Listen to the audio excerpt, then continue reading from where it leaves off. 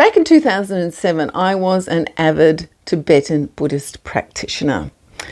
And I was so incredibly inspired that one day, whilst driving home from retreat, I had this brilliant idea. I would write a novel that would take all the inspiration I felt from the Tibetan Buddhist tradition, but translate it into modern language, into non-religious language, and into a story that would fascinate people and take them on a spiritual journey from knowing nothing to enlightenment. Whoa, big plans. I thought I was writing one book. Then I discovered fairly quickly that the story wasn't going to fit in one book, and it ended up being 4 books. The publishing journey for these books is a story in itself, but I finally had them published in 2012, 2013. I was really pleased with the results. I felt like I'd achieved my aim. It was a kind of Pilgrim's Progress, but for Buddhism. The 4 books covered it all. The 4th book is my favourite book. It's the end of the journey. The hero and heroine of the story have to use Vajrayana practice to defeat the demon at the top of the mountain. And some of the things that I wrote in here, I just really love. I'm going to read it. Here we go. When Ariel stepped onto the summit of Diamond Peak, the last clouds dissolved, and the view she'd mentally glimpsed many times was, at last, fully revealed in all its glory. The whole mountain, its foothills, and the great land beyond stretched out below her as ephemeral as a dream.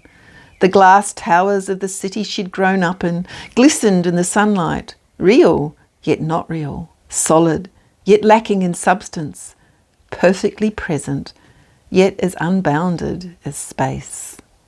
Her awareness spread unfettered in all directions, seeing everything clearly all at once, as if she had mental eyes all around her head. She turned slowly and saw from the outside and the inside at the same time. 2 planes of existence, one of form, one of essence, and the plane of radiant light that connected the 2. All 3 were one, inseparable. Reading these books will actually give you a basic understanding of the path to enlightenment according to Tibetan Buddhism.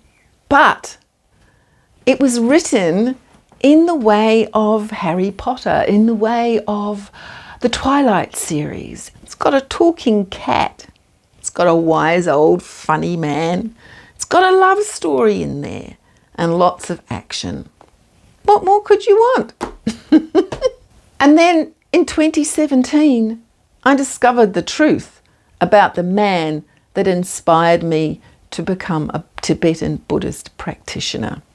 I discovered he was abusing the people closest to him, sexually, financially, emotionally. I was completely and utterly shocked. To cut a long story short, I am no longer a Tibetan Buddhist. I am no longer a Buddhist of any kind. I am no longer interested in religion or spirituality at all, because I have seen through the farce of gurus and their followers. I now know about cult dynamics. So where does it leave this series? Where does it leave all these books in my mind? Are they still relevant?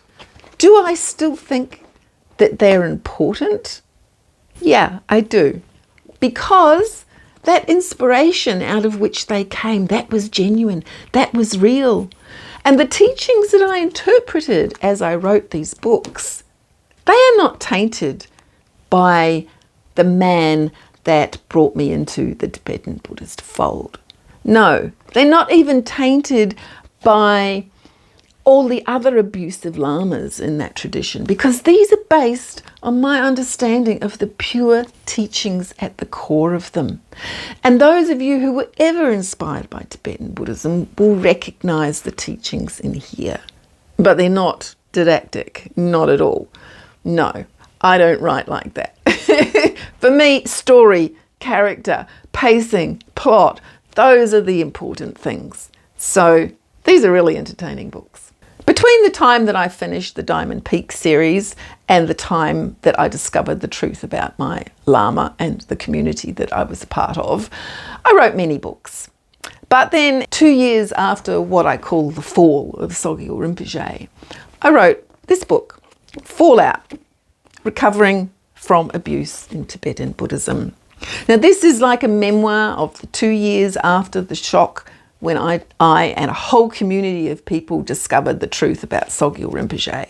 It's written like a memoir, but it also includes examination of the reasons why we all got fooled, of the misunderstandings that people have that enabled the abuse.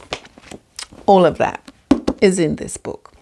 But before I wrote Fallout, I wondered how I was going to deal with the issues. Should I do fiction or should I do non-fiction? I decided on non-fiction because it honoured the community that I was part of. But I also saw that had I written a fictional story, I could have brought all the different points of view into one story. Because in Fallout, though I try to honour the choices of people who didn't leave, and I understand the blinkered way they see the world, because I was like that myself at one stage. I wasn't able in Fallout to really examine why people had the different viewpoints, or examine their different viewpoints, or really go into how people get trapped by their beliefs and the difference between beliefs and reality. So I was left with this alternative book in my head, a book that examined the same kinds of issues, but in a different way, in a fictional way, but obviously based on truth, that had different characters, that had different viewpoints, and a central character who doesn't know what to think. So there is this book. But I put it aside. And then 2020 came. Whoa! First of all, in Australia, we had those devastating bushfires. Then we had Trump. Oh my God, all those people that believed that he was their savior. And conspiracy theories. Wow. And so somehow all of that combined with the clerical abuse issue, and in my mind has formed this wonderful fictional story that brings it all together. Alternate worlds, I would call it, or something like that. But I can't take the time to write it. A book like that would require intense focus. It's not something that I can write while I'm working, but I can't afford to take months off work. So it's easy to just, leave it as something in my imagination. So then I go, maybe I could raise enough money to take some time off. And that's where the NFT comes in. A non-fungal token. Oh, what the hell is that? What a crazy word. So I found out about non-fungal tokens through an email I received from the man, Lawrence O'Brien, who runs Books Go Social. And he thought that ebook NFTs could be a thing.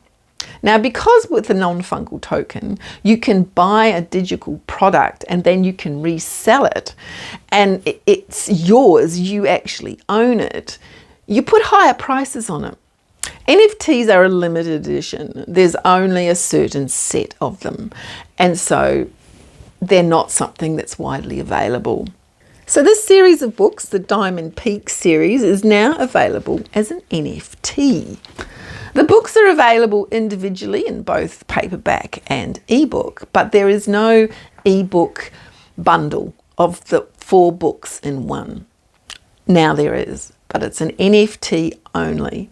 The NFT also includes the story behind the story, which is in more detail than what I've explained. And there is a whole section explaining the symbolism behind the story.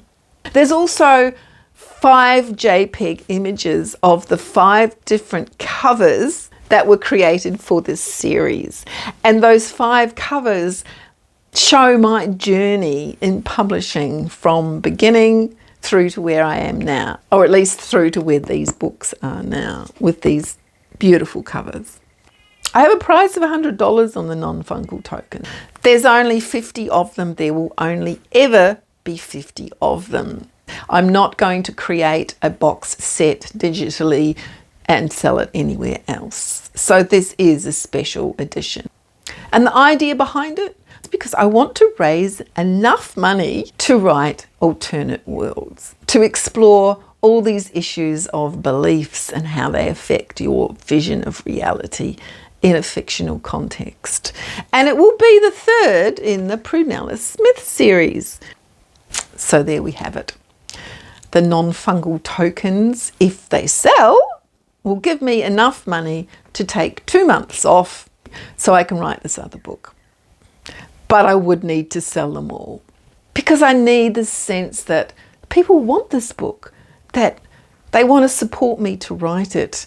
So if you're interested in more of my work, please buy a non-fungal token. And I hope that one day you'll be able to sell it, or your descendants will be able to sell it for a profit. Thanks for listening. Bye.